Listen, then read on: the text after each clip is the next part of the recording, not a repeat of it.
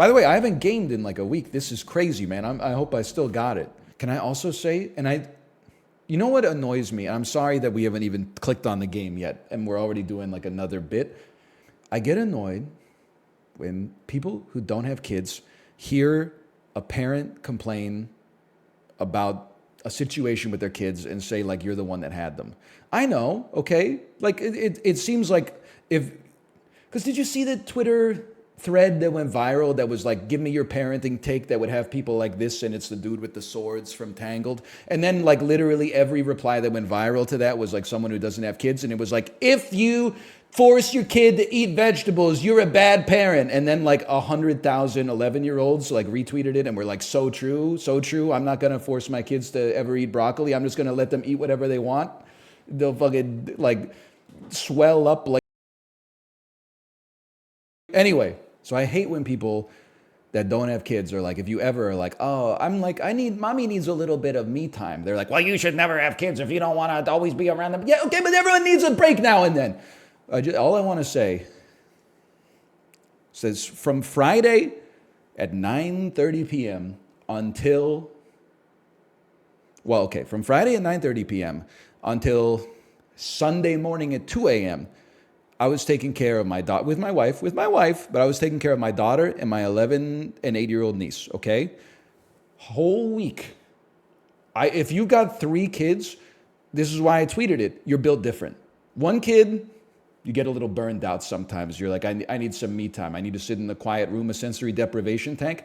If you have 3 kids, you are a hero. And I'm not really thinking about the economics of it right now, but the government should send you money. I don't know how much, but like enough that you can work if you want to, but you don't have to, in my personal opinion. Because you're also putting more people into the tax base for the future. You're doing a public service. At least pay for your daycare or something. Exactly.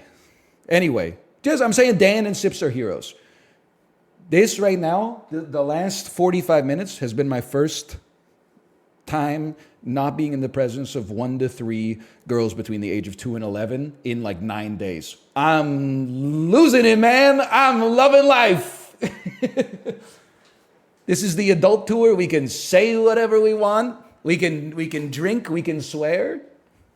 Like that's, and I know, I'm sorry, we haven't even started playing the game. There's people on YouTube are really mad, but like some people on YouTube are like, this guy's funny as fuck.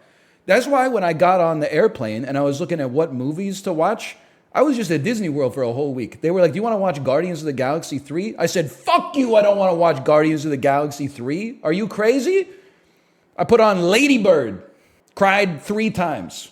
Thought it was an amazing movie. I felt bad that for years I thought it was like a stodgy, like a coming of age drama when it's actually like A24's Napoleon Dynamite. Then I put on Rice Boy Sleeps, a Canadian film about a single mother from Korea who leaves to live in Coquitlam for a better life. And then it's like the coming of age of that kid and like what it means to have some connection to your ancestry while simultaneously being like integrated into a different society and what it means to grow up. And I cried the whole time.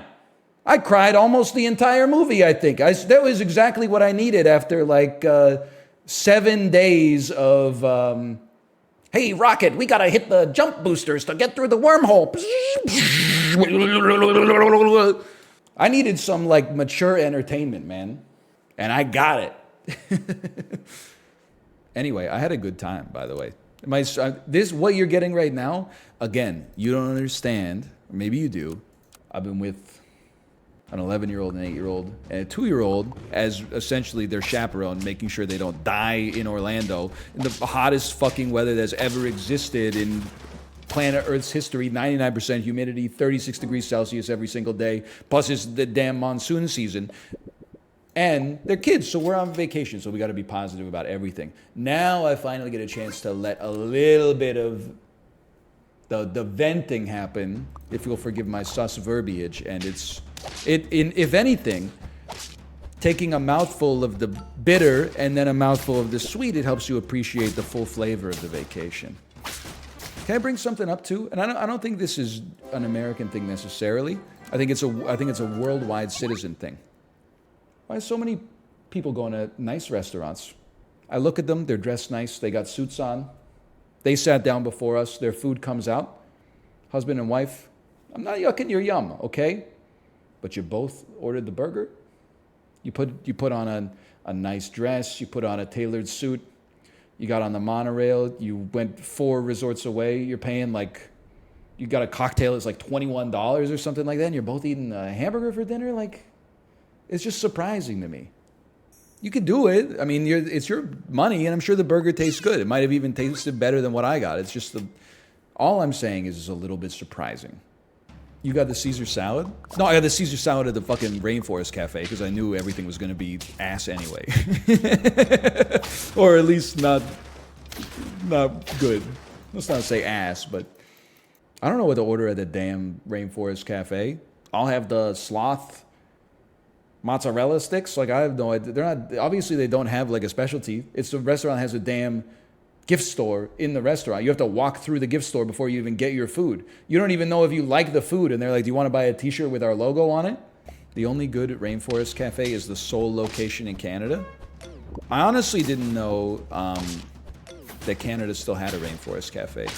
There used to be one in Metrotown, I think, but I don't know. I don't have an answer for you. It's in Niagara Falls. Oh, okay, that makes sense. I mean, I'll be honest, I went to a Rainforest Cafe with Kate in Osaka, and it was, I stress this very clearly, it was okay. The one that we went to in Animal Kingdom was pretty not good in my personal opinion, but it might have been my fault for ordering a salad at the Rainforest Cafe. So I don't know, man. T-Rex has no excuse, though. But do not eat at the Outback Steakhouse in the Orlando airport, okay? I didn't even tell you. So the waiter came over to the Outback Steakhouse table where we were sitting. Very nice, had a great attitude. Said, like, can I get you guys some drink? I said, I'll have a bloke-sized IPA. He said, no problem, sir. Brought it over. Then he said, and this is a simple misunderstanding that happens all the time in communication, because communication is complicated, okay? He said, are you guys ready for food?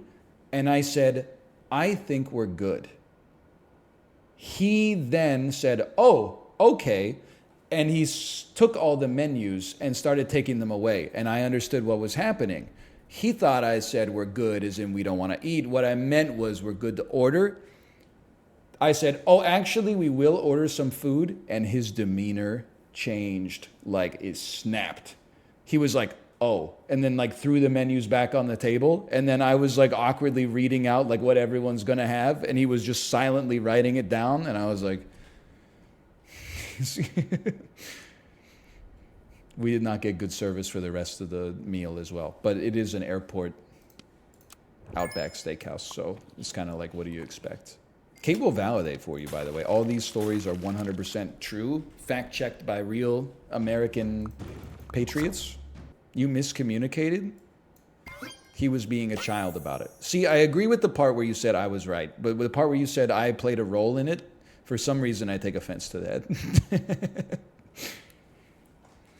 I don't feel like I miscommunicated. I feel like when you say we're good in response to are you ready to order, the good means I'm affirming your question. Yes, we are good to order. If he had said, do you want any food?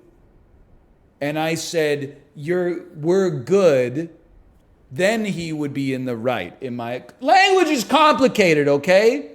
Also, I'm sure Kate will tell you the same thing. Love my nieces, had an amazing time. They were so good with my daughter as well.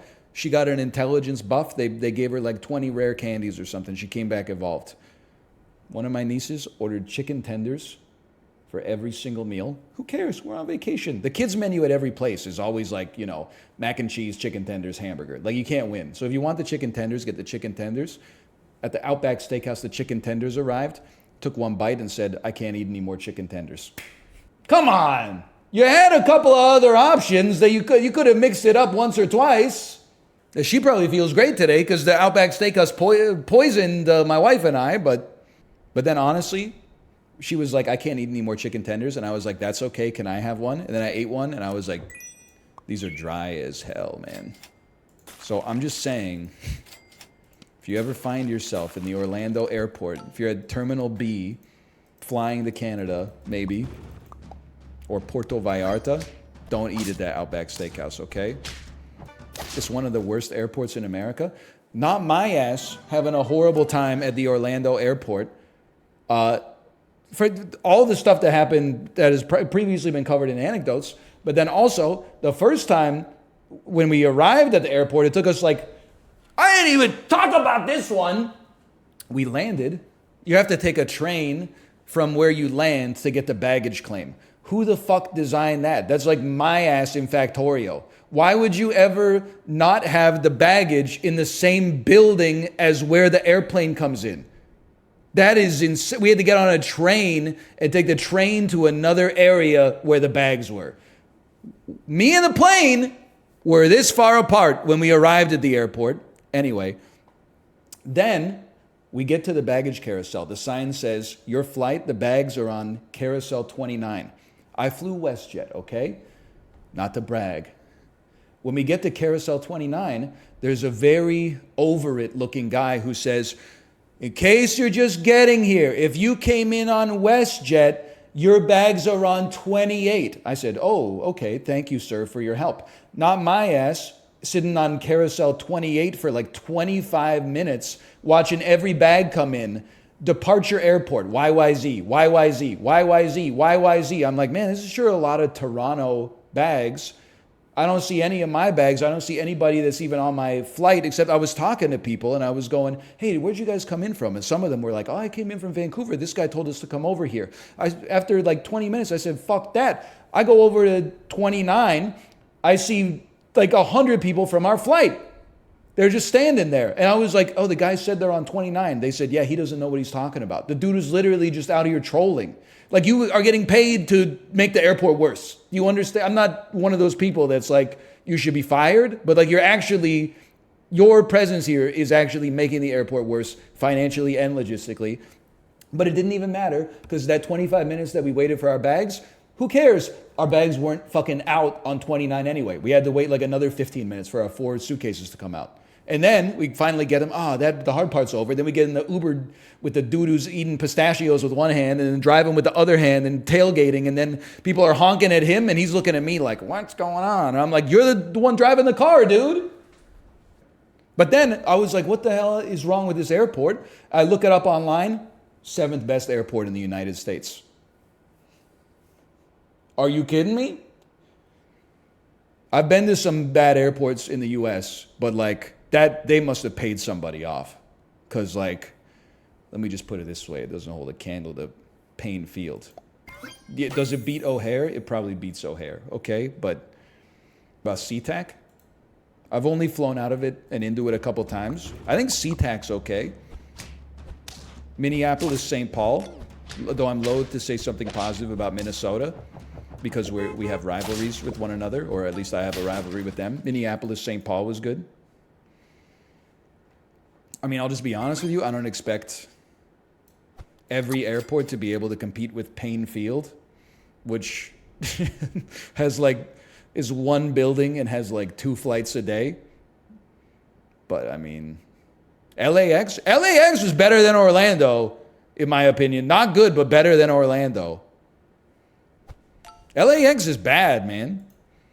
Hopped off the plane at LAX. So true. Got my keys and my cardigan. Is that what she says? Something like that. Denver's pretty good. I don't think I've ever flown into Denver. By the way, I don't really like being one of those guys who's like, here's my opinion on every airport in the world. Because it's like what business travelers talk about instead of having a personality. I'm sorry. It's not really what I mean, but kind of. But I know, because people are saying there's no good airport. That might be true, but there's definitely bad airports, okay? Like, most of the time you're at the airport, you're not stoked. But there's some times where you're like, I'm not stoked, but stoked, I should say. Let me just be honest with you. Like, I have a home airport bias, but the Vancouver airport is really good. It's usually, You get through it pretty quick. The big problem with it's relatively compact, which is nice. The real problem with the Vancouver airport is that they have like pretty subpar food options in some of the terminals, okay? But it's good. It's otherwise pretty good. Toronto is okay. I used to think that the Toronto airport was horrible. Then I flew into Montreal once, and I said, I'm going to keep my mouth shut from now on because I didn't know how bad it could be. And in America, Seattle, San Francisco, even, I can't remember what airport we flew into in New York, but even then I was like, well, it sucks that it's like a 45-minute drive from the airport to the city or whatever, but the airport itself got us in and out really nicely. Even I flew out of Miami once, like 10 years ago, and I'm starting to think all this shit I talked about Miami, I got to take it back, because this is not Disney World. Disney World, they create a Pleasantville sort of bubble, and everyone's happy in there. I thought I hated Miami until I went to Orlando, okay? I think maybe I need to shut my mouth about Miami. I think Miami might be like the crown jewel of Florida. I didn't realize, I should have known when we were landing in Orlando, and it was like Saskatchewan. Normally when you land in like a place on Earth, there's some topography. I'm not asking for Mount Everest, but there's hills and maybe like some geological features. You could see the whole state while you were landing in Orlando. I could see clean to Savannah, Georgia. There's no elevation. I don't think there's a hill in the... Walt Disney put the first hill in Florida, man. It's crazy. The highest point in Florida is 300 feet high. Is that true? Yes. That's fucking crazy. Is it Space Mountain? Is it the Tower of Terror? I guess you're not talking about the tallest building. You're talking about the tallest, like, naturally occurring... Okay. Listen, if you, like living in Florida, that's fine. I'm just like... It was one of the only places I've ever been to where when I left, I was like, what the hell is going on here? Oh, you stork user.